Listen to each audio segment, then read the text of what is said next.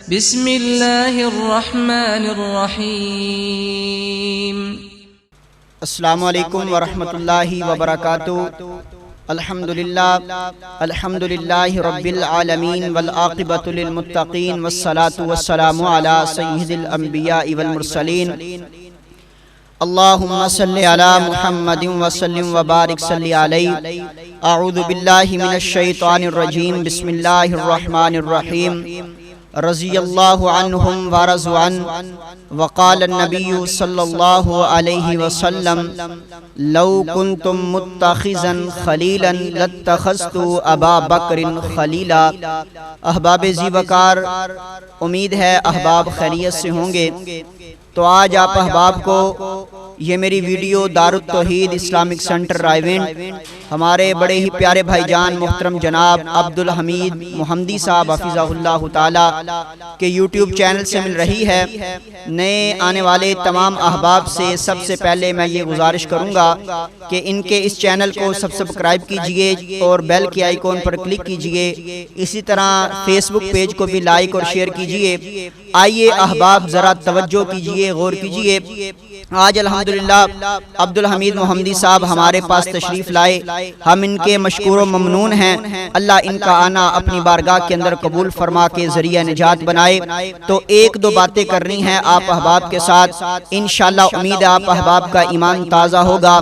14 جون کو ایک شیعہ ذاکر نے جناب سیدنا حضرت ابو بکر صدیق رضی اللہ تعالی عنہ کی عظمت کے حوالہ سے، آپ کی شان کے حوالہ سے، آپ کی بلندی کے حوالہ سے اپنی زبان کو چلایا اور ان کے بارے میں اپنی زبان چلا کر کے جناب ابو بکر صدیق رضی اللہ تعالی عنہ کی عظمت کو کم کرنا چاہا۔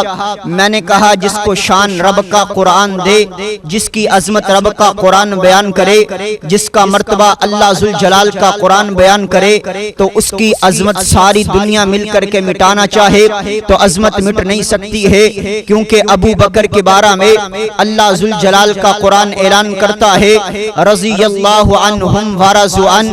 ابو بکر کے بارے میں اللہ کا قرآن اعلان کرتا ہے اولئک هم المفلحون۔ ابو بکر کے بارے میں اللہ کا قرآن اعلان کرتا ہے اولئک هم الفائزون۔ ابو بکر کے بارے میں اللہ کا قرآن اعلان کرتا ہے اولئک هم المتقون۔ ابو بکر کے بارے میں اللہ کا قرآن اعلان کرتا ہے اولئک هم الفائزون۔ ابو بکر کے بارے میں اللہ کا قرآن اعلان کرتا ہے اولئک هم الراشدون۔ جب اللہ رب العالمین نے ابو بکر کی عظمت میں، ابو بکر کی شان کے اندر اتنے قرآن پاک کی آیت مبارکہ کے اندر کہیں اللہ فرماتے ہیں صحابہ کامیاب ہیں، صحابہ میں سے پہلا نمبر ابو بکر کا ہے۔ اللہ فرماتے ہیں صحابہ کامران ہیں، پہلا نمبر ابو بکر کا ہے۔ اللہ فرماتے ہیں یہ صحابہ متقین ہیں، یہی متقی لوگ ہیں، پہلا نمبر ابو بکر کا ہے۔ اگر کوئی ابو بکر کے بارے میں آج اپنی زبان کو چلائے تو ابو بکر کی عظمت، شان، مقام، مرتبے کے اندر کوئی کمی نہیں آ سکتی، بلکہ اس کا ایمان کم ہوتا ہے۔ اس کو سوچنا چاہیے، غور کرنی چاہیے، فکر کرنی چاہیے کہ میں جناب ابو بکر کے بارے میں اپنی زبان کو چلا رہا ہوں، جس کے بارے میں کائنات کے پیغمبر فرماتے ہیں، آقا علیہ الصلوۃ والسلام فرماتے ہیں میرے پر کسی نے بھی احسان کیے ہیں، میں نے اس کے احسانات کا بدلہ دنیا کے اندر چکا دیا ہے۔ ابو بکر وہ شخصیت ہے جس کے احسانات کا بدلہ میں محمد نہیں دے سکا، کل قیامت کا دن ہوگا، ابو بکر کے احسانات کا بدلہ اللہ ذوالجلال خود عطا کریں گے۔ یارو ابو بکر کی عظمت کے بارے میں کائنات کے پیغمبر علیہ الصلوۃ والسلام فرمائیں، آقا علیہ الصلوۃ والسلام فرماتے ہیں ایک رات کی نیکیاں آسمان کے ستاروں جتنی ابو بکر کی ہیں، جس کے بارے میں آقا فرمائیں لو کنتم متخذا خلیلا لاتخذت ابا بکر خلیلا۔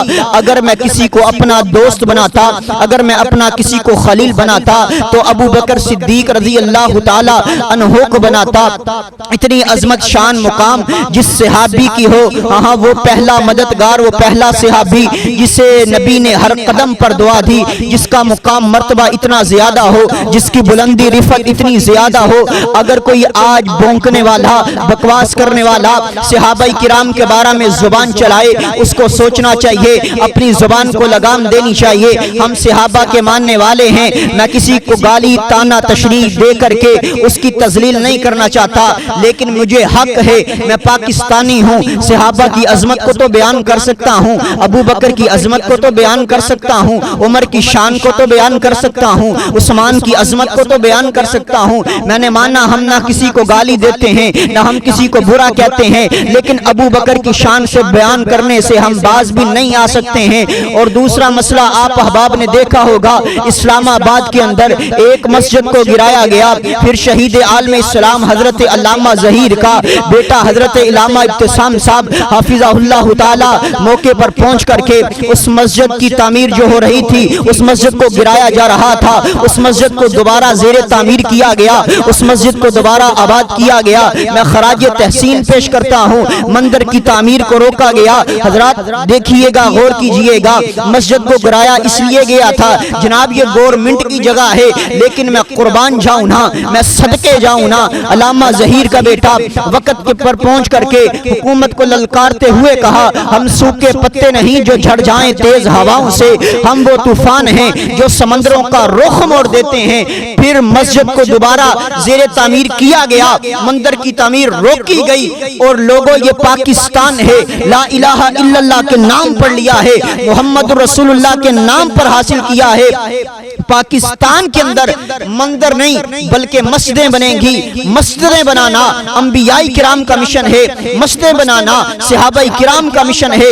پاکستان کے اندر انشاءاللہ مسجدیں بنیں گی، مندر کو گرایا جائے گا، مندر کو توڑا جائے گا۔